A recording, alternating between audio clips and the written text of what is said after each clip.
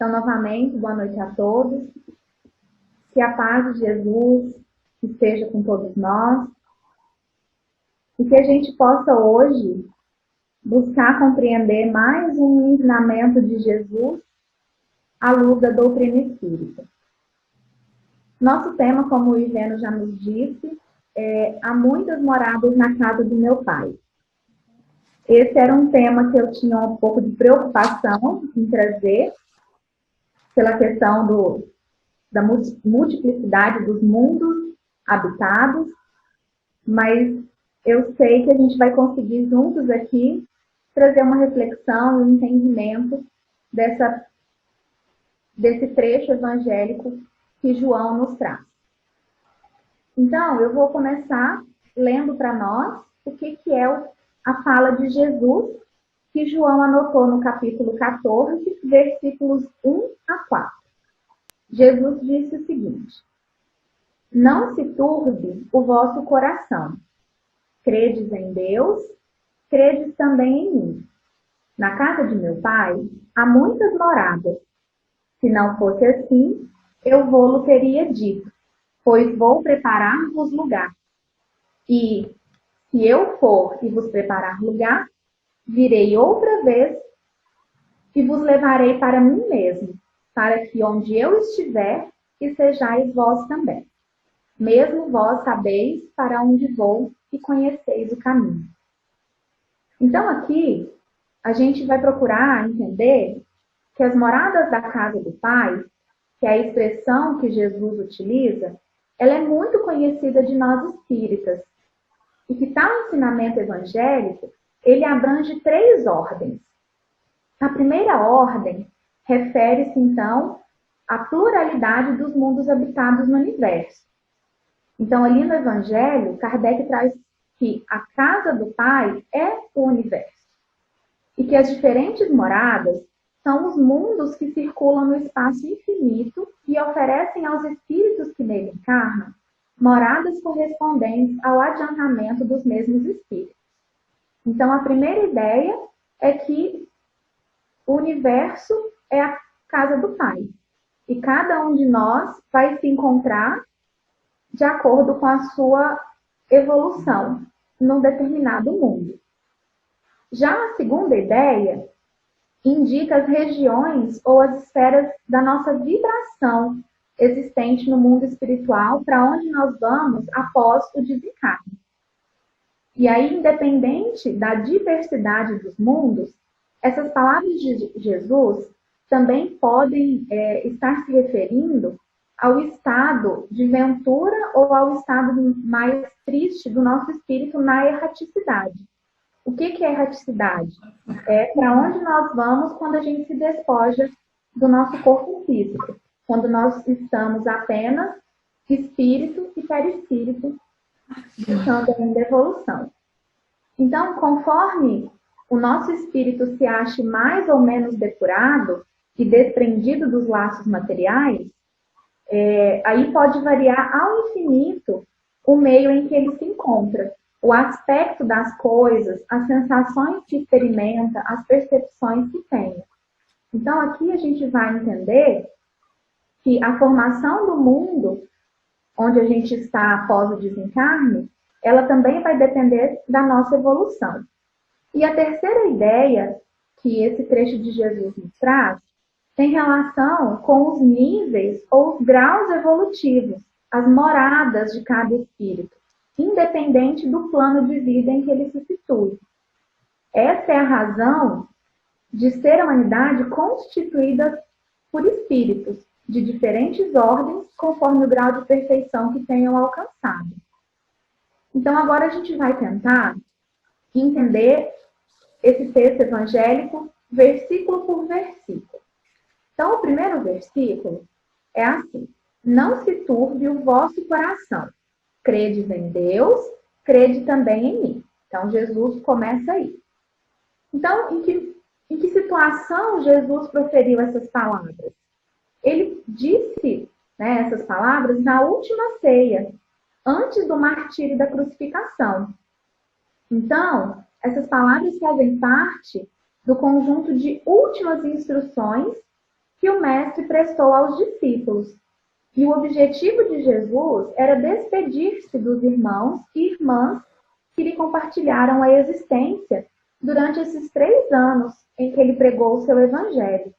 E também a intenção de Jesus nessa fala, além da despedida, era de firmar o seu amor e a sua compaixão por toda a humanidade. Então, nesse discurso de despedida, as palavras de Jesus estão cheias de compaixão por cada discípulo, tanto os discípulos que viveram com ele esses 3 anos, quanto nós que tentamos ser os discípulos de Jesus, vivenciar o que Jesus tentou nos ensinar, e também faz referência aos discípulos que ainda vão vir. E que ele fala que essa compaixão que ele tem por todos os seus discípulos que deveriam se submeter aos mais ásperos testemunhos. Então a gente fica pensando, para ser discípulo de Jesus tem que ter um testemunho muito árduo. Então acho que todos nós podemos nos sentir discípulos, porque cada um de nós sabe o quão árduo é a nossa caminhada individual. Então, esse firme sentimento de esperança presente nessa exortação de Jesus manifesta-se, então, como um apelo que solicita aos seguidores manterem a fé na assistência do Criador Supremo e também nele, o Messias Celestial.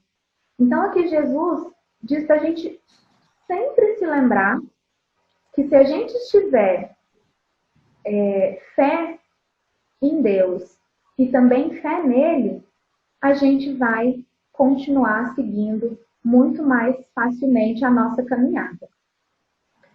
No livro Luz Imperecível, do Grupo Espírito Emmanuel, nós temos a seguinte frase: a confiança em Deus se torna dinâmica, atuante, renovadora, no momento em que depositamos fé no Cristo, pela aplicação em nossa vida prática dos postulados que nos legou, capazes de nos aproximar da divindade, consoante a sua afirmativa: ninguém vem ao Pai senão por mim. Então, quanto mais a gente vivencia o que Jesus nos trouxe, mais a gente está depositando a fé nele, e mais a gente vai se sentir amparado por ele e por Deus. E aí a gente vai para a parte da língua portuguesa, que vocês já estão acostumados comigo, né? Cada palestra eu trago alguma coisa da língua portuguesa. Então aqui, Jesus utiliza os verbos turbar. Turbar significa causar ou sofrer perturbação, desequilíbrio, alteração da ordem. E também traz o verbo crer, que significa acreditar. E eles são empregados novamente de uma forma muito incisiva, do imperativo, onde ele dá um conselho, uma ordem, para que a gente possa, de fato, cumprir. Porque a intenção dele é de atingir, principalmente, os nossos corações, não apenas o nosso raciocínio, tendo em vista a necessidade que Jesus tinha naquele momento de levantar o bom ânimo dos discípulos ali naquele momento de despedida. Então, refletindo sobre esse ensinamento de Jesus, não se turbe o vosso coração, credes em Deus, crede também em mim, e trazendo para os dias atuais, a gente pega uma frase, um trecho de André Luiz no livro Agenda Cristã, e ele fala o seguinte: a tempestade espanta, entretanto, acentuar-nos-á a resistência se soubermos recebê-la. A dor dilacera, mas aperfeiçoar-nos-á o coração se buscamos aproveitá-lo. A incompreensão dói, contudo, oferece-nos excelente oportunidade de compreender. A luta perturba, todavia será portadora de incalculáveis benefícios se lhes aceitarmos o concurso. O desespero destrói. Diante dele, porém, encontramos ensejo de cultivar a serenidade.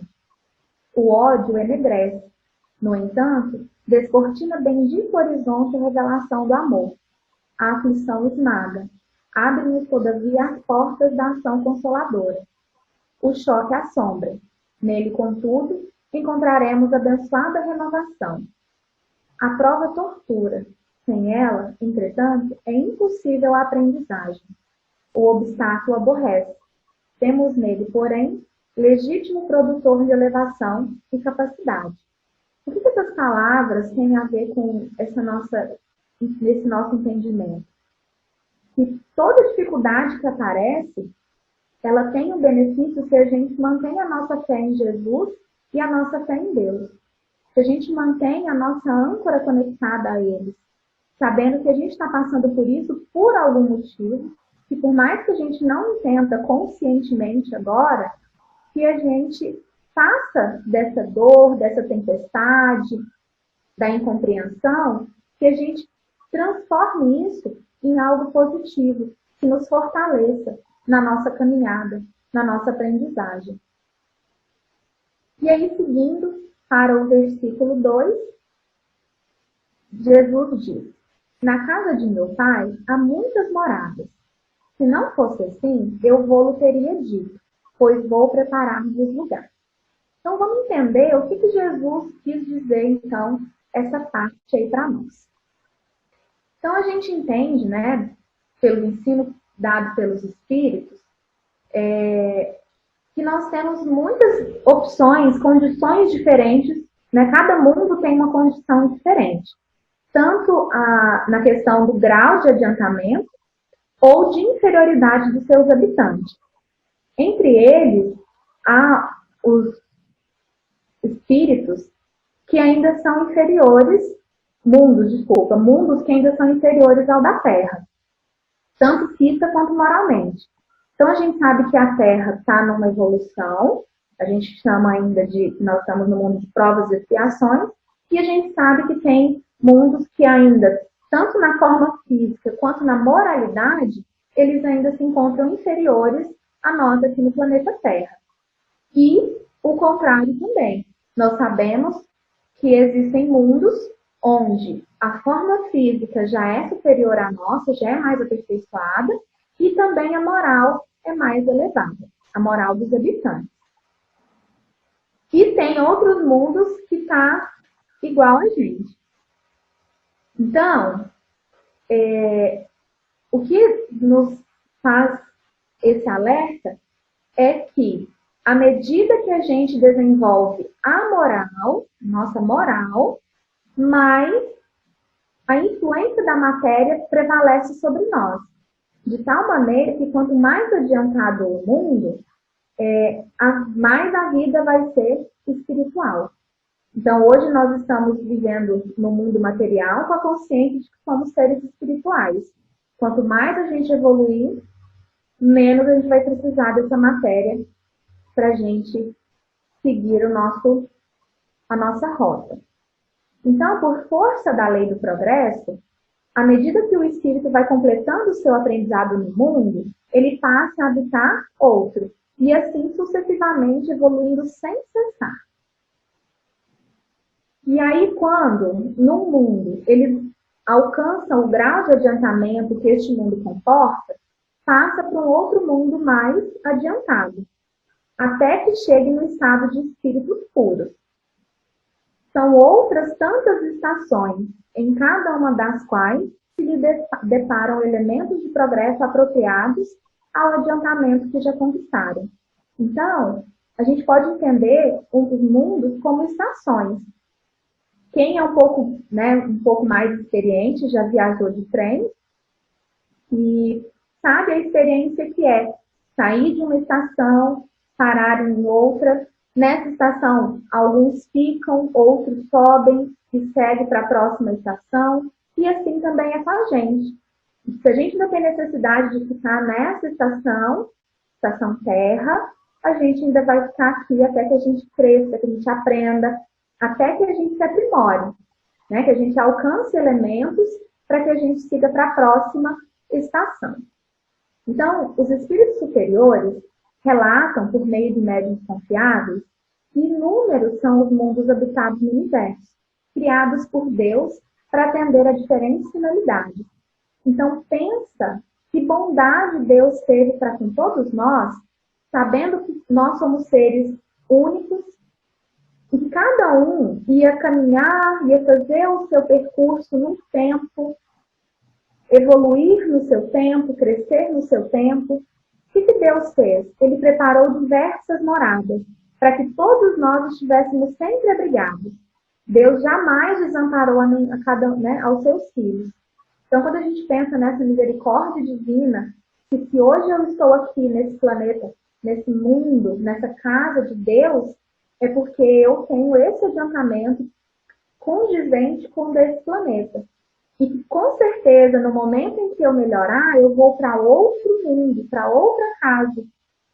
E que eu também tenho a certeza que aqueles nossos irmãos que se encontram ainda mais ligados à matéria, que não têm a sua moral tão desenvolvida, que eles também têm um mundo para o acolher. Então, isso é muito consolador, pensar por esse lado. Então, hoje nós sabemos que a gente mora na Via Láctea. A galáxia é comparável à imensa cidade nos domínios universais. Essa cidade possui mais de 200 milhões de sóis, transportando consigo planetas, asteroides, cometas, meteoros, aluviões de poeira e uma infinidade de turbilhões energéticos. Entre esses sóis, esses vários sóis, está o nosso Sol. Né? É um modesto foco de luz, considerando-se que Sírius, um dos vizinhos, apresenta brilho 40 vezes maior que o nosso. E acompanhando a nossa Terra com todo o cortejo de suas orgulhosas nações, tem a importância de uma casa dos fundos. Então, aqui, o nosso planeta Terra hoje é como se a gente tivesse uma casa principal ali na frente, a gente está ali olhando para ela, é o nosso objetivo, mas que a gente ainda está morando ali na casa dos fundos, que é o que nos cabe no momento. Mas a gente sabe que depende da nossa moral, a gente melhorar a cada dia para a gente ir para a casa principal. Então, eu achei muito gostosa essa comparação. Então, a Lua, né, é o nosso satélite, e o globo que nos asila é satélite pequenino desse mesmo Sol que nos sustenta. Então, a gente vai encontrar em todos os círculos cósmicos os seres vivos da asserção de Kardec. Embora a instrumentação do homem não compreenda a todos. Então, os seres se desenvolvem através de imagináveis graus evolutivos. Inimagináveis graus evolutivos. Cabendo-nos reconhecer que, quando a gente se refere à pluralidade dos mundos habitados, não se deverá olvidar uma gama infinita das vibrações e os estados múltiplos da matéria. Então, conforme o mundo é uma vibração, conforme o mundo, nós vamos ter um tipo de matéria. A matéria, quem estuda o Livro dos Espíritos está sempre debatendo esse assunto, mas a matéria ela vai se tornando mais ou menos sutil de acordo com o mundo em que a gente está também. Então, no espaço incomensurável, nós temos mundo berços, que são aqueles mundos para as primeiras encarnações, os mundos experiências, onde a gente vai poder colocar em prática a nossa experiência, vai criar novas experiências, os mundos universidades, onde nós vamos nos aperfeiçoar, os mundos templos, onde nós vamos cada vez mais aprender a adorar Deus, os mundos oficinas, onde nós estamos ali para o trabalho, os mundos reformatórios, porque alguns de nós, nossos irmãos também, ainda precisam desse tempo para se recompor, mundos hospitais, quantos de nós ainda não precisa ser amparado por uma equipe médica, e os mundos prisões, como é o caso hoje que a gente conhece, do Hitler, que hoje ele se encontra no mundo prisão, mas a gente tem fé que uma hora ele vai reconhecer tudo isso, ele vai conseguir muita claridade, muita força para ele seguir para outros mundos melhores. Então é oportuno informar sobre um planeta. Foi descoberto um planeta que ele chama Gliese 581. Ele foi achado por um astrônomo francês, que chama Xavier Bolfius, na Universidade de Lisboa. Então, os cientistas de hoje só vêm comprovar o que a gente já vem estudando, né, que a doutrina espírita vem difundindo há quase 200 anos. Que a gente fala universo, mas devia ser multiverso, porque nós não somos únicos aqui. E outra explicação que a gente pode trazer desse versículo é que as moradas da casa do Pai também se aplicam a diferentes dimensões espirituais existentes no além-túmulo, que é na erraticidade que a gente fala, né? Após a gente desencarnar. Depois disso, então, nós encontraremos diversas dimensões. E aí, nos livros da série de André Luiz, a gente consegue conhecer bem melhor elas. Então, a gente sabe que após a desencarnação, o espírito passa por uma fase de reintegração a outro plano vibratório, onde ele vai dar continuidade à sua existência. Não é uma pausa, e a gente vai continuar, continua evoluindo, continua aprendendo, continua crescendo. Então, ele vai estar liberto do corpo físico, vai estar, né, o espírito e o perispírito envolvendo o outro, e aí ele vai revelar as propriedades e as suas funções próprias através do comando da nossa mente e oferecer condições para adaptação da nova moradia. Então, cada vez mais, a gente percebe a importância da gente conhecer a nós mesmos. E como é que a gente conhece a nós mesmos? Através do controle da nossa mente. Quanto mais a gente entra, quanto mais a gente se adapta em nossa mente, mais a gente se conhece. E isso vai ser extremamente importante para quando a gente desencarnar também. Porque é através da nossa mente que a gente vai conseguir condições de se adaptar à nossa nova moradia. No livro Evolução em Dois Mundos, Chico Xavier e Valdo Vieira trazem para nós a psicografia, através do espírito André Luiz, o seguinte: na moradia de continuidade para a qual se transfere, então aqui o espírito quando desencarna, encontra o homem as mesmas leis de gravitação que controlam a Terra. Então, do mesmo jeito que a gente tem a lei gravitacional aqui na Terra, no plano espiritual também, quando a gente encarnar, vamos ter essa mesma lei. Com os dias e as noites marcando a conta do tempo. Então, lá também tem dia e tem noite. O tempo diz que é diferente, mas existe uma delimitação com certeza. Embora os rigores das estações estejam suprimidos pelos fatores de ambiente que asseguram a harmonia da natureza, estabelecendo o clima quase constante e quase uniforme. Então, tem as estações, mas nada extremado, nada de frio intenso, nada de calor intenso. Então, nós estamos aqui em Santa Catarina com frio, com chuva. Minha mãe está em Goiás, com calor, suando. Então, lá no plano espiritual, não vai acontecer isso, né? É equilibrado. Lá também, né, no plano espiritual, quando a gente sai despede do corpo, a gente também vai encontrar plantas e animais que já foram domesticados pela inteligência humana durante esses vários milênios, e eles podem aí ser aclimatados, aprimorados, né, por algum período. Ao fim desse período, eles regressam para esses núcleos de origem no solo terrestre. Então, as plantas e os animais também estão na necessidade no momento de crescimento, de evolução. Ao longo dessas vastíssimas regiões de matéria sutil, né, que circulam os espíritos encarnados, tem muitas zonas sob as linhas que demarcam o início de aproveitamento, como aqui na crosta da Terra, e aí vai se estendendo pela superfície continental até o leito dos oceanos, e ali começam as povoações mais felizes ou menos felizes, e as aglomerações também. E aí a gente lembra que as aglomerações, né, esse encontro, vai ser sempre de acordo com o nosso pensamento. Então, pelo meu pensamento, é que eu vou me afinizar no lugar em que eu vou estar. No mundo espiritual, os espíritos formam grupos ou famílias de acordo com essas manifestações de simpatia, afeição e afinidade.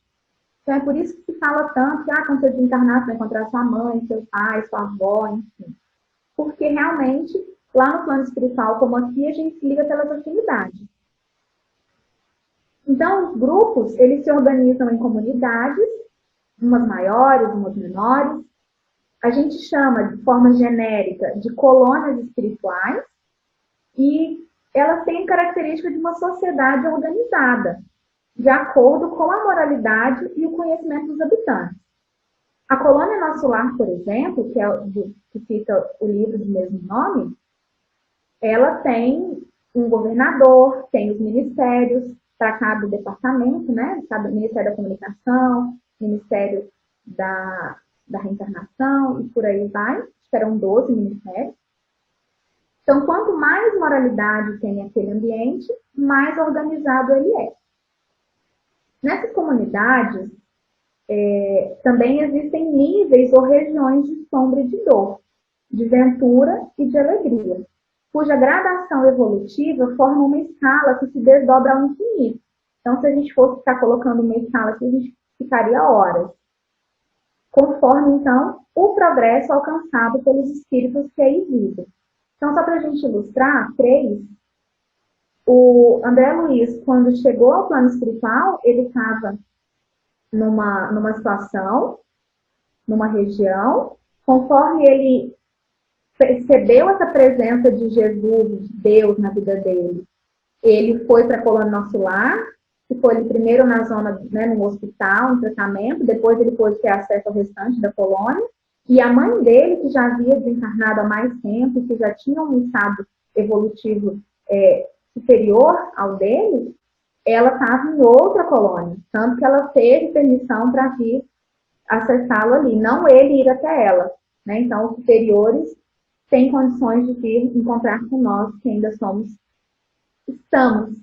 em evolução. Mesmo antes da codificação do Espiritismo, o vidente sueco Emanuel Swedenborg, ele nos informava que o outro mundo, para onde vamos após a morte, consiste de várias esferas, representando outros tantos graus de luminosidade e de felicidade. Cada um de nós irá para aquela a que se adapta à nossa condição espiritual. Então, mesmo antes do Espiritismo, a gente já tinha essa noção com o Swedenborg, trazendo essa multiplicidade das moradas da casa do Pai. Então, essas muitas moradas da casa do Pai estão relacionadas também aos degraus evolutivos que caracterizam a longa caminhada que o espírito vai ascendendo, iniciada quando ele foi criado por Deus, né, ainda em estágio de simples e ignorante, até o espírito chegar a ser puro ou angélico. Nós recebemos, ao longo dessa nossa trajetória, inúmeras concessões do Criador, em razão da sua misericórdia, que são tão necessárias ao nosso aprimoramento espiritual. E tudo isso indica que o Pai forneceu ao Filho Homem a casa planetária, onde cada objeto se encontra em seu lugar próprio, aguardando somente um esforço digno e a palavra de ordem para ensinar a criatura a arte de servir. Então, quando a gente entende que é o nosso esforço, a nossa fé em Deus, a nossa serventia, a nossa servidão a Deus, ao nosso próximo, é que vai nos fazer realmente nos sentir pertencentes a essa casa de meu Pai. E as moradas, elas podem ser representadas também por planos, que se expressam por vibrações e não por lugar. Por exemplo, consoante o estado mental que a gente tem, as nossas ações, as nossas aspirações interiores, é que nós moldaremos o ambiente ou a morada evolutiva a que nos ligaremos no plano exterior. Então, o que eu penso, eu crio ao meu redor. Então, esse também pode ser considerado uma morada, né? Um plano em que a gente se encontra. Sobre esse prisma, então a casa do Pai é o íntimo de cada qual, e as moradas, os estados de alma que alimentamos, consoante os nossos desejos e aspirações pessoais. Então, cada um de nós É aquele famoso Deus está em você. Então, a casa do Pai está em nós.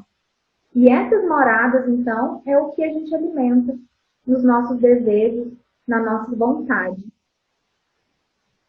Então, a partir dessas informações, a gente compreende quão extenso é o símbolo, a casa do Pai. Então, ele pode representar os diferentes mundos do universo, as moradias do plano espiritual ou os níveis de progresso intelecto-moral. E ainda entendemos que tudo é belo, tudo é grande, tudo é santo na casa de Deus. Então, como Deus é incrível, né? E nos últimos 2 versículos, a gente tem que, e se eu for e vos preparar lugar, virei outra vez e vos levarei para mim mesmo, para que onde eu estiver, estejais vós também. Mesmo vós sabeis para onde vou e conheceis o caminho. Então, nesse texto, a gente vê ainda mais nítido a promessa do Cristo, entre tantas, né, que abençoou a sua existência. Ele diz que ele vai preparar o lugar. Então, preparar o lugar revela o amor de Jesus por nós, a assistência contínua, manifestada diretamente por ele ou pelos mensageiros dele.